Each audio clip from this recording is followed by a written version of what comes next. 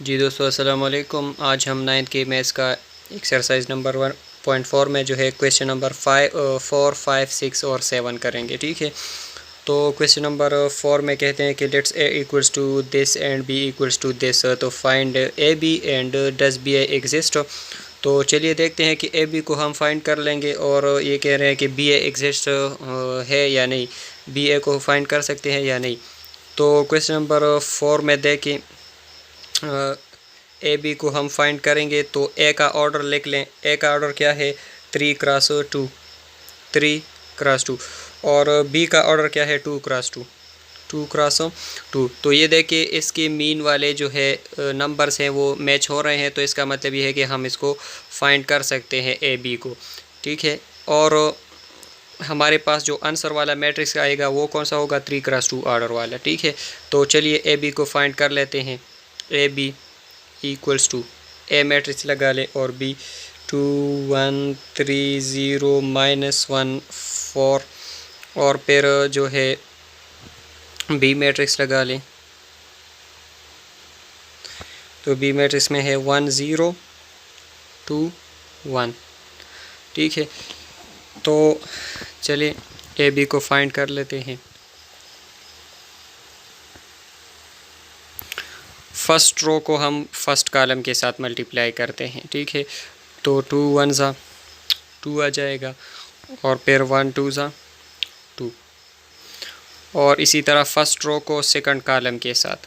तो first row तो 2 0 ज़ा 0 प्लस 1 1 ज़ा 1।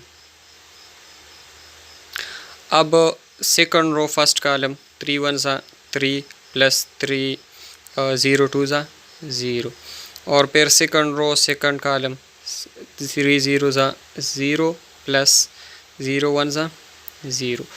अब थर्ड रो और फर्स्ट कॉलम 1 1 ज़ा -1 और प्लस 4 2 ज़ा 8, और इसी तरह थर्ड रो सेकंड कॉलम तो 1 0 ज़ा 0 प्लस 4 1 ज़ा 4।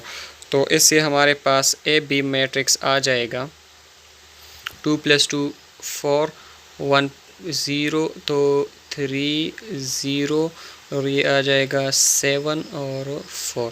तो ये हमारे पास ए बी मैट्रिक्स आ गया। अब जो है ये देखिए बी ए का हम अगर मालूम करना चाहें बी ए, ठीक है, तो बी ए का जो है सबसे पहले इसमें बी का ऑर्डर लिख ले, तो बी का ऑर्डर है 2x2, और फिर ए का ऑर्डर लिख लें तो वो है 3x2। ठीक है, तो ये देखें इनके दरमियान वाले जो मीन है, जो दरमियान वाले नंबर्स हैं, तो ये मैच नहीं हो रहे, तो इसका मतलब ये है कि B A does not exist. ठीक है, बी ए हम फाइंड नहीं कर सकते, तो ये हमारे पास इसका आंसर हो गया। अब क्वेश्चन नंबर 5 है। क्वेश्चन नंबर 5 में ए और बी दिए गए हैं, और A B then show that A B equal is not equal to B A. तो ए बी भी हम फाइंड कर लेंगे और बी ए बी। ठीक है, तो सबसे पहले हम फाइंड कर लेते हैं ए बी। ठीक है, 1 1 0 0 और 0 1 0 0। तो चलिए ए बी को फाइंड कर लेते हैं। फर्स्ट रो फर्स्ट कॉलम तो 1 0 ज़ा 0 0 1 ज़ा 0, और इसी तरह फर्स्ट रो सेकंड कॉलम तो 1 1 ज़ा 1 प्लस 1 0 ज़ा 1 1 ज़ा 1 1 ज़ा 1 और 1 0 ज़ा 0। ठीक है, अब सेकंड रो फर्स्ट कॉलम 0 0 ज़ा 0 प्लस 0 0 ज़ा 0, और इसी तरह सेकंड रो सेकंड कॉलम तो 0 0 1 ज़ा 0 और प्लस 0 0 ज़ा 0। तो ए बी से हमारे पास आ जाएगा 0 1 0 0। ठीक है, अब हम बी ए बी फाइंड कर लेंगे। B A equals to, B matrix हम पहले लगा लेंगे 0 1 0 0, और फिर ए का मैट्रिक्स लगा लेंगे, ए है 1 1 0 0। ठीक है, तो इसको फाइंड करने के लिए हम सेम प्रोसेस यूज़ कर लेंगे। फर्स्ट रो फर्स्ट कॉलम 0 1 ज़ा 0 1 0 ज़ा 0। ठीक है, अब फर्स्ट रो सेकंड कॉलम कर लेते हैं 0 1 ज़ा 0 और 1 0 ज़ा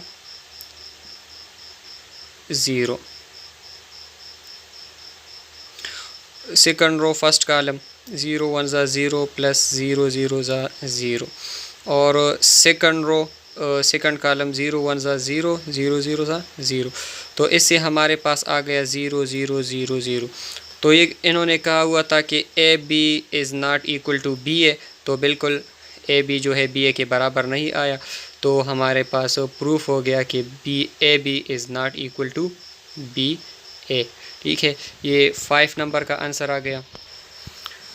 अब देखें क्वेश्चन नंबर 6 में जो है हमें एक मैट्रिक्स दिया गया है ए, और ए क्रॉस ए को फाइंड करना है। ठीक है, तो ए क्रॉस ए मल्टीप्लाई बाय ए हम कर लेते हैं 1 1 0 0, इसको इसी 1 1 0 0 के साथ मल्टीप्लाई कर लेंगे। तो ए मल्टीप्लाई बाय ए से क्या आ जाएगा, फर्स्ट रो फर्स्ट कॉलम 1 1 ज़ा 1 प्लस 1 0 ज़ा 0, और इसी तरह फर्स्ट रो सेकंड कॉलम 1 1 ज़ा 1 1 0 ज़ा 0।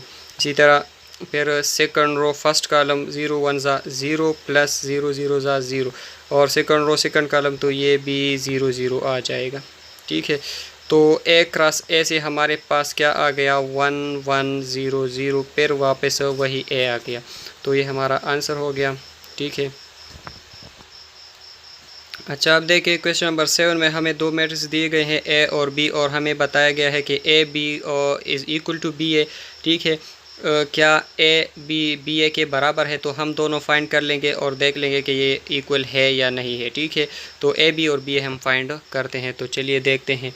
ए बी को फाइंड करने के लिए हम सेम प्रोसेस यूज़ कर लेंगे। ये देखें, यहाँ पर हम ए मैट्रिक्स लगा लेंगे -2 3 2 -1, और फिर बी मैट्रिक्स लगा लेंगे 1 -1 2 4। ठीक है, तो ए बी से हमारे पास आ जाएगा फर्स्ट रो फर्स्ट कॉलम 2 1 ज़ा -2 3 2 ज़ा 6, फर्स्ट रो सेकंड कॉलम 2 1 ज़ा तो ये +2 आ जाएगा, और 3 4 ज़ा 12 +12। फर्स्ट रो और सेकंड कॉलम कर लिया हमने। ठीक है, अब सेकंड रो फर्स्ट कॉलम 2 1 ज़ा 2 प्लस 1 2 ज़ा तो ये आ जाएगा -2, तो ये भी माइनस आ जाएगा। ठीक है, 2 -2 आ गया। अब देखिए सेकंड रो सेकंड कॉलम 2 1 ज़ा तो ये -2 आ गया, प्लस 4 1 ज़ा तो ये भी -4 आ जाएगा। ठीक है, अब देखें ए बी से हमारे पास आ गया 4, और ये आ जाएगा 14 0, और ये -2 -4 तो ये आ जाएगा -6। अब बी ए को फाइंड करते हैं। तो सबसे पहले बी मैट्रिक्स हम लगा लेंगे 1 -1 2 4, और फिर इसके बाद ए लगा लेंगे -2 3 2 -1। तो बी ए फाइंड करते हैं। फर्स्ट रो फर्स्ट कॉलम 1 2 ज़ा -2 1 2 ज़ा -2। ठीक है, और इसी तरह जो है फर्स्ट रो सेकंड कॉलम 1 3 ज़ा 3 1 1 ज़ा +1 आ गया, और 2 2 ज़ा सेकंड रो फर्स्ट कॉलम तो 2 2 ज़ा -4 और 2 2 ज़ा +4, और फिर इससे आ जाएगा सेकंड रो सेकंड कॉलम तो 2 3 ज़ा 6 और 4 1 ज़ा -4।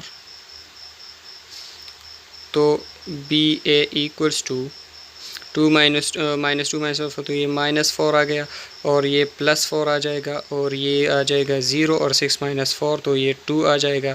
तो अब देखिए बी ए से हमारे पास क्या है, यहाँ पर +4 है या तो यहाँ -4 है, यहाँ पर 14 है और यहाँ पर 4 है, यहाँ पर 0 है तो यहाँ पर भी 0 है, तो ये मैच नहीं है। ठीक है, तो A B is not equal to B A B और बी ए बराबर नहीं है। ठीक है,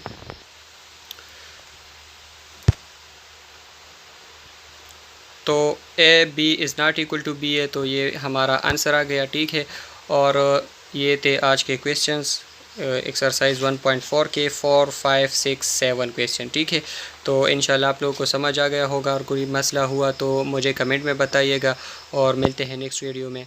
अल्लाह हाफिज़।